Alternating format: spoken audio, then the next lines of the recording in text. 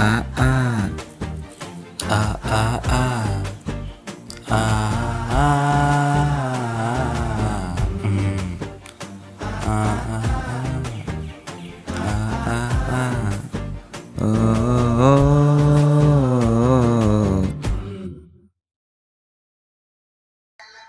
Welcome to random episode of random brand. Sir நீங்க mind voice நினைச்சு சத்தமா பேசிட்டு இருக்கீங்க. ஹலோ மக்களே, நான் தான் mind voice. Random rave episode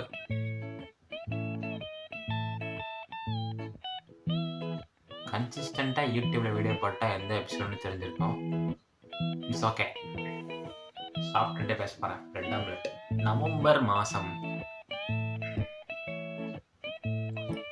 என்ன இளவு மாதம்னு எனக்கு தெரியல, என்னென்னமோ நடந்துருச்சு. Peak happiness, peak downfall, peak comeback. கம்பேக்னு சொல்ல முடியாது, பீக் சர்வைவிங் அப்படின்னு எல்லாத்தையுமே ஃபேஸ் பண்ணிட்டு இருக்கேன் இந்த மாசத்துல.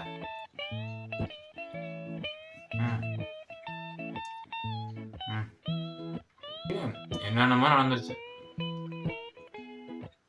எவ்வளோ கேட்டாலும் பிரேக்கப்ன்றான்.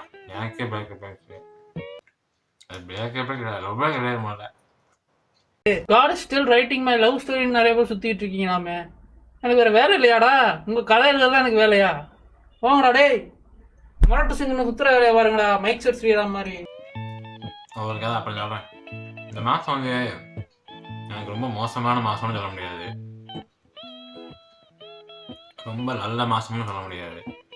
நல்ல மூமெண்ட்ஸும் இருக்கு, மோசமான மூமெண்ட்ஸும் இருக்கு. அதனால ஏதோ போய்கிட்டு இருக்கு. நவம்பரும் ஃபாலோ பண்ணவில்லை. நோ ஷேவ் நவம்பரும். ஓவராலா 2024ல standing up for myself எனக்காக நான் நிற்கிறேன், வேற யாரும் வேண்டாம். ஃபைனான்ஷியலா இண்டிபெண்டா கொஞ்சம் குரோவாக இருக்கேன். அதெல்லாம் இந்த மாசத்துல தான். ஃபைனான்ஷியலாக ஸ்டேபிளாக இருக்கிறது கொஞ்சம் ஹார்டாக இருக்கு. எல்லா செலவும் போக கையில் மீதி காசு இருந்து அதை என்ஜாய் பண்ண முடியாமல் அப்படியே கரெக்டாக இருக்குது செலவுக்கு. ஸோ சர்வைவிங் அதனால் கொஞ்சம் ஹார்டாக இருக்குது, டிஃபிகல்ட்டிஸ் வருது அங்கங்கே.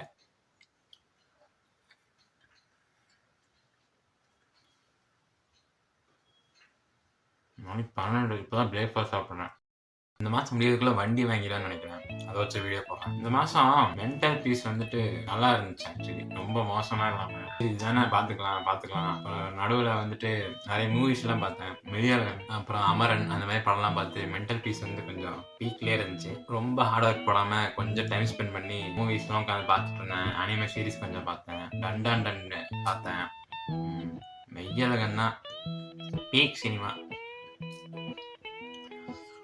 என்ன பரண்டா தம்பி. எடிட்டர் இப்படி போடுங்க, ஹவு ப்ரோ ஃபெல்ட் ஆஃப்டர் வாட்சிங் மெய்யழகன். அப்படியே அந்த ஹார்ட்டு ஒயிட் கலரில் மாறுற மாதிரி கொஞ்சம் எடிட் பண்ணி போடுங்க. நிம்மதியாக இருந்துச்சுங்க படம் பார்த்து முடிச்சுட்டு. டாக்ஸிசிட்டி எல்லாம் அப்படியே ஃப்ளஷ் அவுட் பண்ணிட்டு, நெகட்டிவ் தாட்ஸ் எல்லாம் எடுத்துட்டு, நம்ம வாழ்க்கையில இவ்வளோ ஃப்ரெண்ட்ஸ் இருக்காங்க, இவ்வளோ ஜாலியாக இருக்கும், இருந்தாலும் நமக்கு வந்துட்டு இவ்வளோ கோவம் கடுப்பெல்லாம் இருக்கு. ஒரு மாதிரி ஃப்ரஸ்ட்ரேட்டடாக உள்ளே போயிட்டு வெளியே வரும்போது ஃப்ரீயா அந்த அளவுக்கு இருந்துச்சு மெய்யழகன். நிறைய பேருக்கு பிடிக்கலன்னு சொல்லியிருந்தாங்க, 2 பேர் பேசிட்டே இருக்காங்க, தெரியல அவங்களாம் எப்படி இருப்பாங்க. நான் பாருங்க ரேண்டம் பிராண்ட்னு இதோட எத்தனை எபிசோட்னு எனக்கு தெரியல, நான் பாட்டு பேசிட்டே தான் இருக்கேன். தனியா கேமரா பார்த்து பேசும்போது எனக்கு இவ்வளவு கம்ஃபர்டபுள் ஆயிடுச்சு. கூட நோட்டா நல்லா இருக்காது. நானே என் ஃப்ரெண்ட்ஸ் எவ்வளவு நேரம் சும்மா பேசுவோம் தெரியுமா, சம்பந்தமே இருக்காது. பிசினஸ்ல ஆரம்பம் சம்பந்தமே இல்லாம விட்டுப்படுத்த முடியும், இல்ல சொந்தக்காரனை பத்தி பேசுவோம், எதையோ எங்க ஆரம்பிச்சு அது ரிலேட்டடே இல்லாம சம்பந்தமே இல்லாம வீட்டுக்கு வரும்போது வேற டாபிக் நடுவில் எவனா சிக்கனா கலாய்ச்சி விட்டு தள்ளிடுவாங்க என்னையே தான். மெய்யழகன் வந்துட்டு ரொம்ப ரிலேட்டபிளா இருந்துச்சு. டெய்லி இப்படிதான் இருக்கும், அப்புறம் 2 பேர் இருக்கா அப்படி இருக்கும். அதை தாண்டி வெளியே வந்ததுக்கு அப்புறம் ஏன் நல்லவனா இல்ல, ஏன் இருக்கிற கடுப்பு கோவம் எல்லாம் வந்துருது அப்படிங்கிற மாதிரி இருந்துச்சு. எல்லாத்தையும் அப்படியே இருந்துடலாம, என் ஃப்ரெண்ட்ஸ் கூட மட்டும்தான் அப்படி இருக்கணுமா, கோவம் இல்லாம கடுப்பு இல்லாம மத்தவங்க மேல எரிச்சல் இல்லாம இருக்கிற எல்லா உலக நாலேஜ் தெரிஞ்சு இருந்தாலும் நான் இப்படி இருப்பேன், யாரும் எப்படி இருக்காங்க, நான் மட்டும் அதுக்கு யோக்கியமா இருக்கணும் அப்படிங்கிற மைண்ட் செட்ல இல்லாம சந்தோஷமா நிம்மதியா தனியா இருந்தோம்.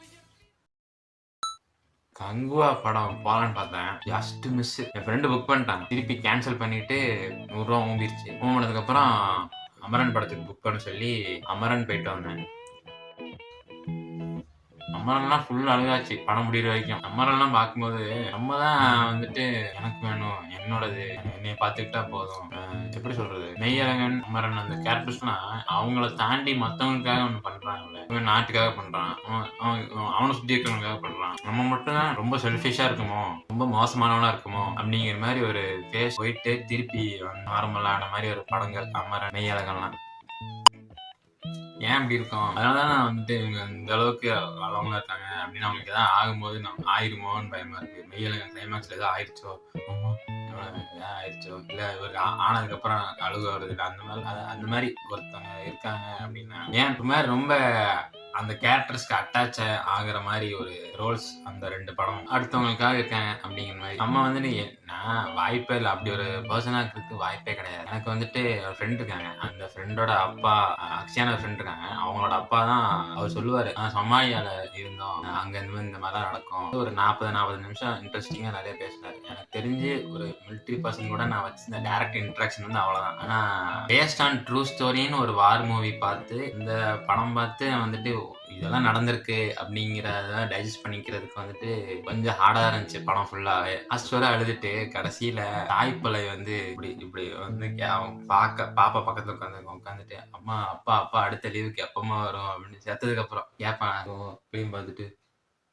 கேமரா பார்த்து ஒரு லுக் விடுவாங்க, சத்தமா சிரிச்சிட்டேன். எல்லாரும் ஒரு மாதிரி பார்த்துட்டு போனாங்க, எப்படி வந்து சிக்கியிருக்க பாரு அப்படிங்கிற மாதிரி ரியாக்ஷன் இருந்துச்சு அந்த படத்துல. நான் வந்து I am literally like Kamal Haasan from Papanasam.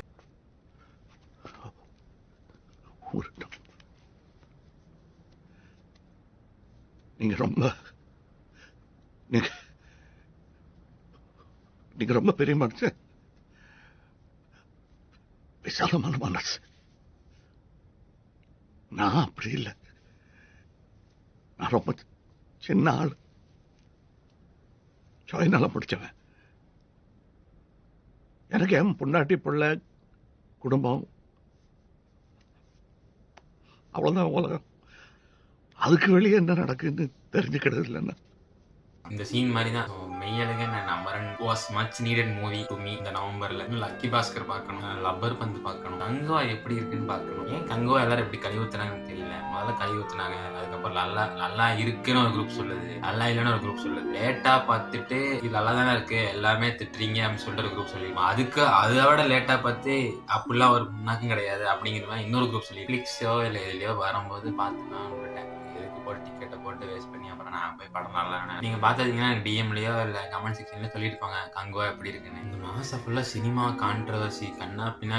அதுக்கப்புறம் Mike Tyson versus Jake Paul live நான் ஃபுல்லால பார்க்கல, அந்த கடைசி ½ அன் ஹவர் பார்த்தேன். அந்த ½ அன் ஹவர்ல ஜேக் பாலுக்கு பயங்கரமா பஞ்ச் விழுந்துச்சு.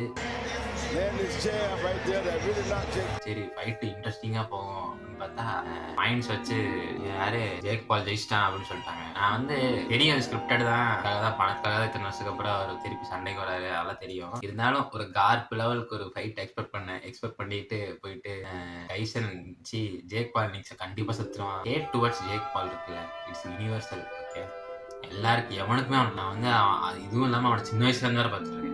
2016 பத்தமா பிடிங்க, அவன் மூஞ்சி கீஞ்செல்லாம் செதறணும், ரத்தமெல்லாம் தேய்க்கணும் அப்படிலாம் சொல்லிட்டு அந்த லெவல் எக்ஸ்பெக்டேஷன்ல நான் போனேன். Full disappointment. இதுல D vs 9 வேற, அது நடந்துட்டு இருக்கும் போது இது நடந்துட்டு இருக்கு, அது கொஞ்சம் 2 நாள் கழிச்சு இது நடக்காது. Honest reaction for D vs 9. இப்போக்கு 3 செகண்ட் கிளிப்புக்கு 10 கோடி கேட்ட நீ ஒரு ஊர் பொறுக்கி, கல்யாண கேசட் 25 கோடிக்கு வித்த நீ ஒரு தெரு பொறுக்கி, திங்கிறதுக்கு வக்கில்லாம பிரெட் சாப்பிட்டு அதை பத்தி பேசிட்டு இருக்கேன்னு அவர் புறம்போக்கு. அந்த லெவலா இருந்துச்சு சோசியல் மீடியாவில் அதை பத்தி பேசுவாங்க. என்னமோ பண்ணிட்டு போறாங்க, உங்களுக்கு என்ன பிரச்சனை, பார்த்தோமா வேடிக்கை பார்த்தோமா, இதுல சைடு எடுக்கிறாங்க, D சைடா 9 சைடா. நான் அந்த டாக்குமெண்ட்ரி வேற பார்த்தேன். இந்த டாக்குமெண்ட்ரி வந்து பெருசா விசேஷமான இல்லை. ஹோல் டாக்குமெண்ட்ரியை பார்க்கும்போது எப்படி இருந்துச்சு அப்படின்னா, rich people having rich problem. அப்புறம் விக்னேஷ் வந்தான், அதுக்கப்புறம் கொஞ்சம் நல்லா இருந்துச்சு. நடுவில் ஒரு Rajini to Billa transformation Billa movie, அந்த பாட்டில் நல்லா இருக்கும், லுக்அப் பண்ணலாம். அந்த அளவுக்கு இருந்து இவ்வளோ கான்ட்ரவர்சி ஆகி அது ஏதோ சொல்லுவாங்க, யாருக்குமே அந்த டாக்குமெண்ட்ரி பற்றி தெரியலன்னா அதுக்கு முன்னாடி ஒரு சண்டே போட்டு டாக்குமெண்ட்ரி பற்றி எல்லாரும் பார்க்க அப்படிங்கிற மாதிரி ஒரு ஸ்டண்ட்,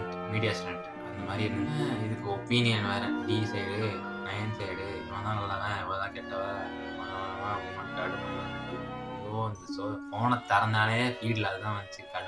கடுப்பாயிட்டு இருந்துச்சு ஒரு வாரம். இன்ஸ்டா பக்கமும் பெருசாக ஆக்டிவாக இல்லை. இந்த பிரச்சனை டீனா அடி வாங்கினாருன்னு பார்த்தா இது முடிஞ்சு அப்படியே ஆய்க்கு டிவோர்ஸ் அதுக்கும் டீனா போட்டு அடிக்கிறாங்க. என்ன கணக்குன்னு எனக்கு புரியல. பாவம் தான் அந்த மனுஷன். ஊரில் யாருக்கு டிவோர்ஸ் நடந்தாலும் என்னைய பார்க்குறீங்க அப்படிங்கிற மாதிரியே இருந்து பார்த்துக்கிட்டு இருக்காரு. கண்ணாடி வாங்கிட்டேன் லென்ஸ் கார்ட்டில் பை 1 get 1. இது ஒன்று அப்படிமா சார். இதுக்கு ஒரு கதை இருக்குது லென்ஸ் கார்ட்டில். அந்த கண்ணு செக் பண்ணுவாங்கள்ல அவங்க கண்ணு ஆப்டிமெட்ரிஸ்ட் My name is Optimus Prime. Optimus prime பேர் ஏதாவது வருமே. அவங்க இருந்தாங்களா, அவங்க செம்ம ஜாலியாக பேசினாங்களா, கண்ணாடி செக் பண்ணிட்டு இதெல்லாம் பண்ணிட்டு ஜாலியாக பேசுவாங்க. ஒரு 40-50 நிமிஷம் பேசி ஜாலியாக சுற்றிட்டு இருந்தோமா கிடைக்கல. அதுக்கப்புறம் சரி கண்ணாடி வாங்க போகிற அன்னைக்கு அவங்க கண்ணாடி வாங்க போகிற அன்னைக்கு இன்ஸ்டாகிராம் ஐடி அவங்க பேர் எல்லாம் கேட்டுட்டு ஃப்ரெண்ட் ஆகிட்டு வரலாம் அப்படின்னு சொல்லிட்டு ஒரு பிளானில் கண்ணாடி வாங்க போகிற அன்னைக்கு போனேன். நானே ஃப்ரெண்டு போனோமா போயிட்டு கண்ணாடி வாங்கிட்டு ஒரு தடவை கடைக்கு வெளியே வந்துட்டோம். ஒன்றுமே பேசாமல் வெளியே. அப்புறம் சரிடா வந்தது கேட்கவே செய்யறாங்கன்னு சொல்லிட்டு திருப்பி கேட்க போனப்போ பயத்தில் சரி வேற கண்ணாடி கட்டுங்கன்னு சொல்லிட்டு வேற கண்ணாடி ஒன்று எடுத்து என் ஃப்ரெண்டுக்கு வாங்கிட்டு திருப்பி பேசாமே வந்துட்டோம். 1500 போயிடுச்சு. ஓகே மறுபடியும் இன்னைக்கு கண்ணாடி வாங்க போகணும்னு நினைக்கிறேன். ஏதாவது நான் பேசணுன்னா சொல்கிறேன் இப்படி அந்த கான்வர்சேஷன் போச்சு. டன் பார்த்தேன். ஃபஸ்ட்டு 6 எபிசோடு செம்ம ஜாலியாக இருந்துச்சு. சரி ஆட்டே கொட்டையை தர்றது தான் பிளாட்டா அப்படிங்கிற மாதிரி ஒரு மாதிரி வித்தியாசமாக ஜாலியாக போயிடுச்சு. அதுக்கப்புறம் திடீர்னு 7th எபிசோட் பயங்கர எமோஷனலாக இருந்துச்சு. நேற்று தான் 8th எபிசோட் இருந்துச்சு. நான் கொஞ்ச நாள் பிரேக் விட்டுட்டு அப்படி மொத்தமாக சேர்த்து பார்க்கலான்னு இருக்கேன்.